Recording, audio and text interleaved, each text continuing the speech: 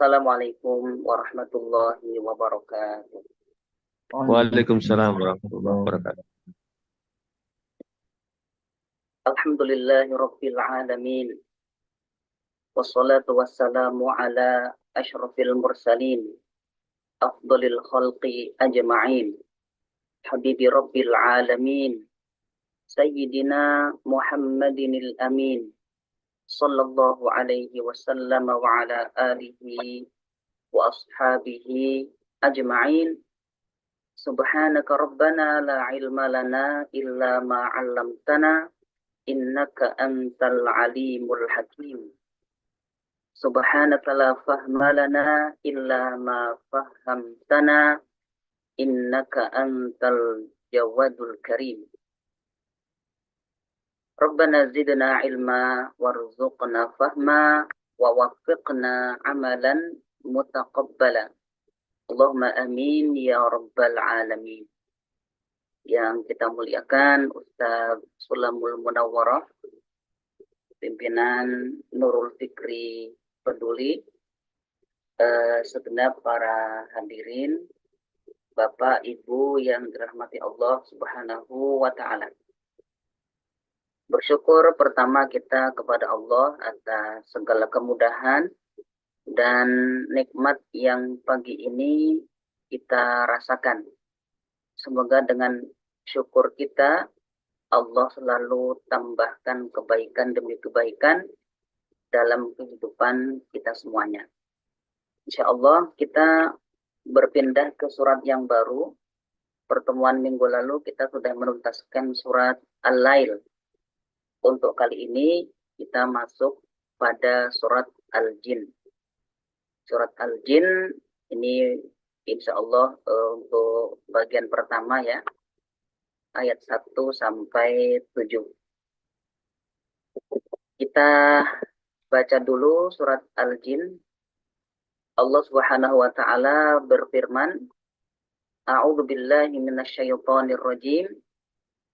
Qul uhiya ilayya annahu istama'a nafarun minal jinni فقالوا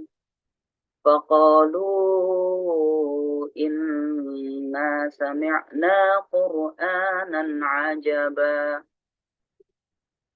يهدي إلى الرشد فآمنا به ولن نشرك بربنا أحدا وأنه تعالى جد ربنا ما اتخذ صاحبة ولا ولدا وأنه كان يقول سفيهنا على الله شططا وأنا ظننا أن لن تقول الإنس والجن على الله كذبا وأنه كان رجال من الإنس يعوذون برجال من الجن فزادوهم رهقا وأنهم ظنوا كما ظننتم أن لن يبعث الله أحدا. Nah, 7 ayat ini insya Allah akan kita coba untuk gali, kita tadabburi, kita ambil pelajaran, dan barangkali wasiat amal untuk kita laksanakan pada hari-hari yang akan datang. Sebelum kita masuk kepada tafsirnya atau tadabburnya, kita ingin mengenal dulu surat Al-Jin. Surat Al-Jin ini termasuk di antara surat-surat Makkiyah. Surat Makkiyah itu berarti turunnya sebelum baginda Rasulullah Shallallahu Alaihi Wasallam hijrah ke kota Madinah. Nabi masih pada periode dakwah Mekah. Dan memang secara topik atau tema sentral di dalam surat Al-Jin ini banyak berbicara tentang masalah akidah dan keimanan.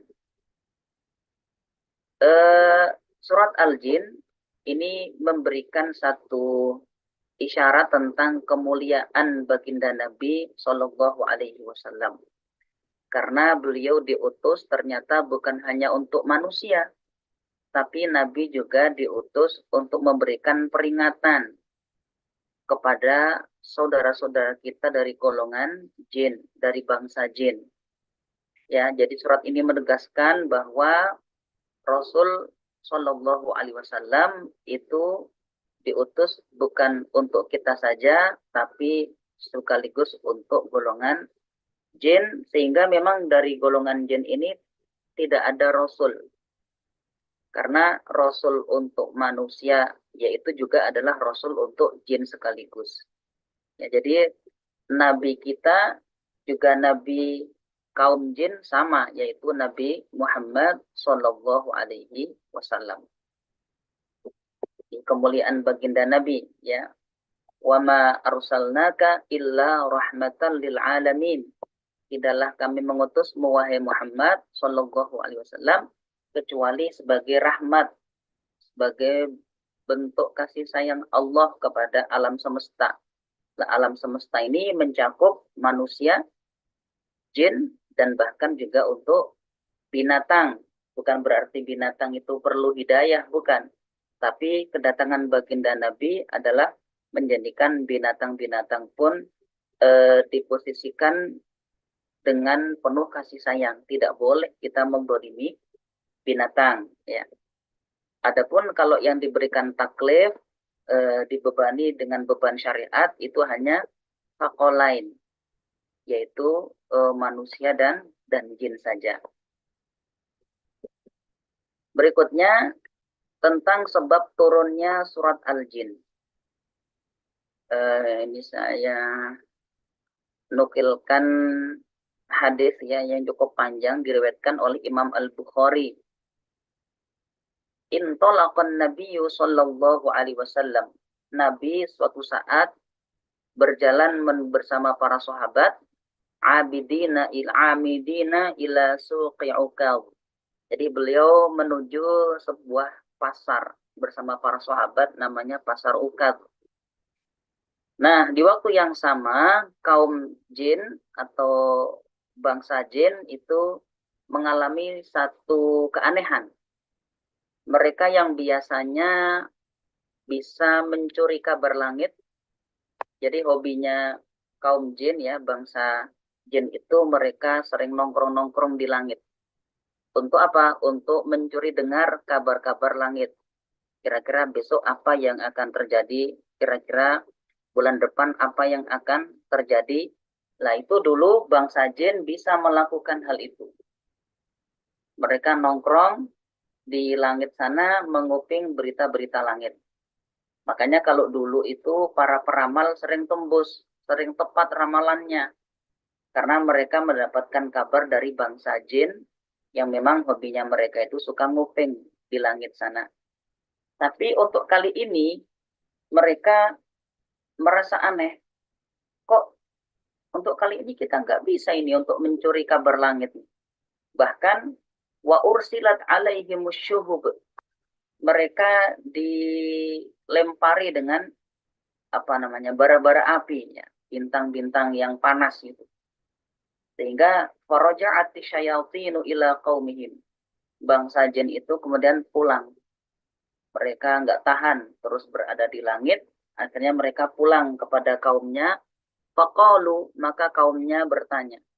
Malakum, ayak naon teh naon. Ada apa? Kalian kok balik nggak seperti biasa? Maka mereka menjawab, hila bainana wa baina khabaris sama. Kami terhalang untuk mendapatkan kabar langit. Wa ursilat alaina syuhub, bahkan kami dilempari dengan bola-bola api di langit sana. Qalu, maka sebagian dari mereka berkata, ma hala bainakum wa baina khabaris sama illa syai'un hadath. Tidaklah kalian terhalang dari kabar langit itu kecuali pasti ada sesuatu yang terjadi nih. Fabribu masyariqal ardi wa magharibaha. Maka coba kalian menyebar. Kalian cari tahu ke seluruh penjuru bumi, baik di timur maupun baratnya. Fangguru, kalian coba cek, ya, kalian periksa, ma hadzalladzi hala bainakum wa baina khabaris sama. Apa sebenarnya yang membuat atau menyebabkan kalian terhalang dari mendengarkan kabar-kabar langit? Fansarafa ulaika alladziina tawajjahu nahwa tihamatan ilan Nabi sallallahu alaihi wasallam. Maka sebagian jin yang menuju ke arah Tihamah. Tihamah ini kalau tidak salah gunung-gunung di perbatasan Saudi dengan Yaman, ya, sebelah selatan Saudi sana. Mereka tiba-tiba berbelok arah melihat ada baginda Nabi yang bersama para sahabat sedang menuju ke pasar Ukaz. Ya, mereka sedang sholat subuh ceritanya. Wa huwa yusolli bi ashabihi sholatal fajri. Nabi sedang sholat bersama para sahabat dan jin-jin tersebut datang menghampiri. Falamma sami'ul Qur'ana istama'ulah.